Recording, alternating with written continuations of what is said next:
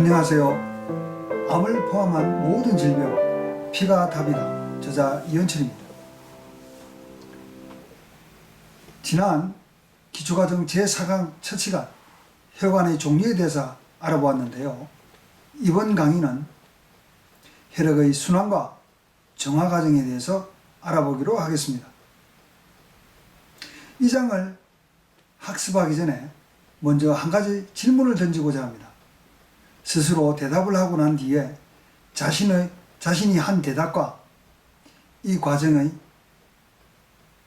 혈액의 순환 과정을 모두 듣고 난 뒤에 내린 대답이 같은지를 확인해 보시기 바랍니다.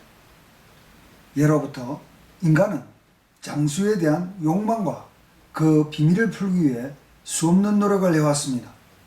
중국을 통일했던 진시황은 불로초를 찾기 위해 중국 대륙을 이잡듯이 뒤졌다고 했을 만큼 장수에 대한 관심은 동서고금을 불문하고 높았던 것으로 보입니다.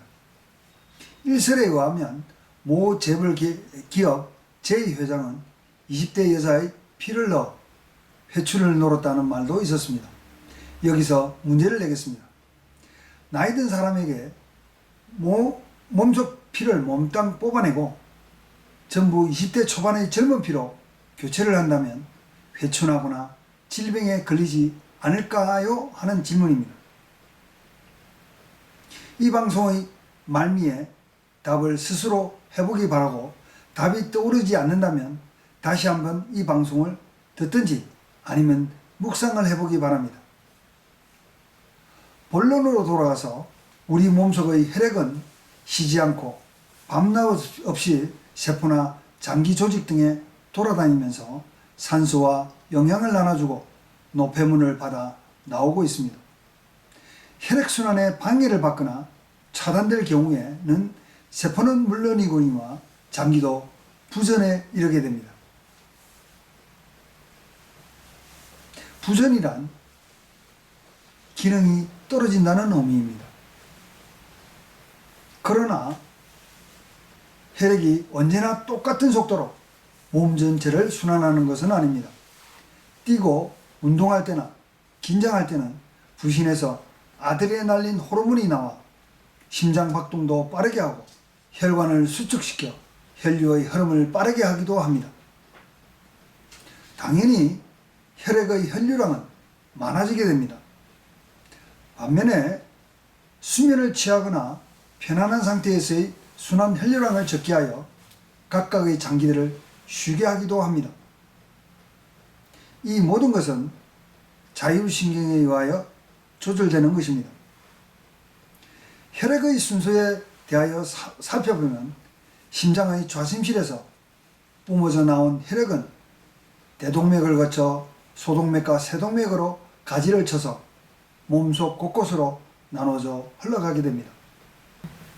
세동맥은 모세혈관으로 연결되어 있고 세포를 거친 모세혈관 내의 혈액들은 흘러나와 정맥을로 모여져 신장에서는 요산과 요소 등이 사구체와 세뇨관에서 걸러지게 되고 소변으로 배출하게 됩니다. 간에서는 세포에서 대사의 결과로 나오는 피로물질인 젖산이나 여러가지 독성들을 필터링하고 중간에 간문맥을 통하여 소장으로부터 영양분을 흡수하여 상대 정맥에 연결된 심장의 우심방으로 되돌아가게 됩니다. 이러한 전체 과정을 혈액의 대순환이라고 합니다.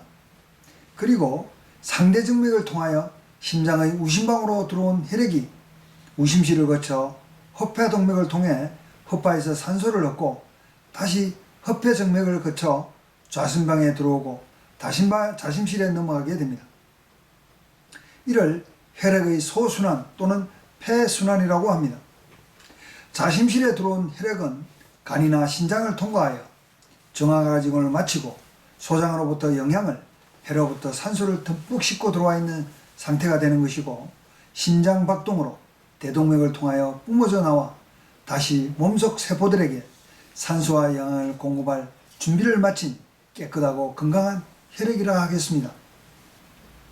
혈액의 정화 과정은 위에서 언급한 바와 같이 간과 신장의 기능에 의한 것 이외에도 비장에서의 적혈구 파괴라든지 땀으로 배출하는 것이라든지 폐장에서 산소와 이산화탄소를 교환하는 거나 기능과 수명을 다한 세포를 파괴하고 자기 복제를 통한 새로운 세포로 대체하는 것 등도 모두가 인체의 정화 과정에 속한다 하겠습니다. 만일 간과 신장 등의 정화 기관들이 제대로 작동하지 않거나 모세혈관과 세포들 간의 정화 기능이 제대로 작동하지 않는다면 우리 인체의 대사 과정에서 생기는 각종 해로운 독성 물질들이 혈액 속에 남아 혈액의 오염을 일으키게 되고 결국은 혈액의 순환 과정에서 다른 장기들을 부전 상태에 빠뜨리거나 다양한 질병을 일으키게 되는 것입니다. 결론적으로 말해 장기 및 조직이 건강성을 유지하려면 몸속의 정화작용을 하는 장기가 제대로 작동되어야 하며 혈액의 순환에 있어서 그 흐름에 막힘이 없어야 한다는 것입니다. 혈액의 순환에 문제가 생기든지 아니면 정화과정을 하는 기관, 즉 장기에서 문제가 생기게 되면 크고 작은 질병에서부터 생명을 위협하는 암에 이르기까지 각종 병이 생기게 되는 것입니다. 조혈기관에서 새로이 생성된 혈액일지라도 정화 관련 장기들이 부전할 경우에 우리 몸을 몇 바퀴만 돌아도 각종 독소들이 정화되지 못하여 얼마 가지 않아 혈액은 망가지게 되고 결국은 어혈화하는 과정을 거치게 되는 것입니다. 병원에서는 혈액의 순환, 즉 혈류를 방해하는 것으로 어혈이 아닌 지방을 들고 있습니다. 크게 지방을 나누면 포화지방과 불포화지방을 들 수 있습니다. 포화지방이란 실온에 놓아두었을 때 굳는 지방을 말하는 것으로 대표적인 것이 소고기의 지방입니다. 포화지방을 먹었을 때 우리 혈액 속에서는 체온 때문에 고용화되지는 않지만 끈적거리게 되고 이것이 피의 흐름을 방해한다는 것입니다. 그런데 소고기에는 몸에 이롭지 않은 지방 외에 양질의 단백질이 있고 맛도 있기에 소고기의 유혹을 뿌리치기도 힘듭니다. 불포화 지방은 실온에 두어도 굳지 않는 지방을 말합니다. 대부분의 생선기름이나 식물기름이 그러합니다. 인체에서 지방도 에너지원의 하나이고 소고기든 생선이든 습생의 과정에서 필연적으로 먹을 수밖에 없지만 지방에 따라 몸에 유익한 것도 있고 불이익한 것도 있는 것입니다. 같은 동물성이라 할지라도 실온에서 굳지 않는 오리의 기름은 불포화 지방에 속하여 심근경색 환자라 하더라도 오리고기는 먹어도 된다라고 알려져 있습니다. 문제는 최근에 알려진 트랜스 지방입니다. 당초에는 불포화 지방이었으나 조리 과정이나 대사 과정에서 포화지방으로 바뀌는 것입니다. 예를 들면 튀김류의 음식입니다. 불포화 지방에 해당되는 식물성 기름에다 재료를 넣고 열을 가하여 튀길 경우 튀김은 식물성 기름과 함께 몸속에 들어가면 불포화 지방이었던 기름이 마치 포화성 지방처럼 행동하며 피를 끈질기게 만들어 혈류를 방해한다는 것입니다. 살아가면서 일일이 가려가며 따져가며 먹고 사는 것이 힘들지 않습니까? 그냥 참고로만 합시다. 혈류의 속도를 방해하는 것이 지방뿐일까요? 문제는 병원에서는 모세혈관이 막혀 혈류의 속도가 느려지는 것에 대하여는 거의 고려하지도 않을 뿐 아니라 인지하지도 못하고 있다는 점입니다. 설령 강물 속에 부유물이나 찌꺼기가 있다 해도 유속이 빠르다면 가라앉지도 않고 흘려 내려갈 것입니다. 똑같은 이치입니다. 혈액 내 지방이 있다 하더라도 핏길이 열려 있어 혈류가 빠르다면 별다른 문제없이 흘러가게 될 것입니다. 다음으로 중성지방이 있습니다. 중성지방이란 체내에서 합성되는 지방의 일종입니다. 간에서 포도당의 일부를 중성지방으로 바꿔 보관하는데 혈관 내 포도당이 부족할 경우 에너지원으로 다시 전환해 사용하기도 합니다. 혈액 내 중성지방의 형태로 필요 이상으로 많이 있게 되면 고지혈증이 되고 이는 간기능 저하 때문에 온다고 보면 됩니다.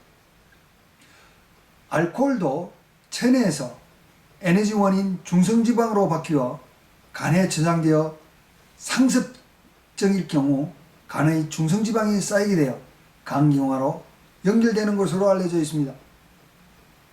상습적 반복적인 과음은 하지 않는 것이 좋을 것입니다. EPA, DHA 등의 오메가3 지방산은 혈액 내의 중성지방 수치를 낮추고 혈액의 순환에 도움이 되는 것으로 알려져 있습니다. 이것으로 제4강 두 번째 강의를 마치도록 하겠습니다.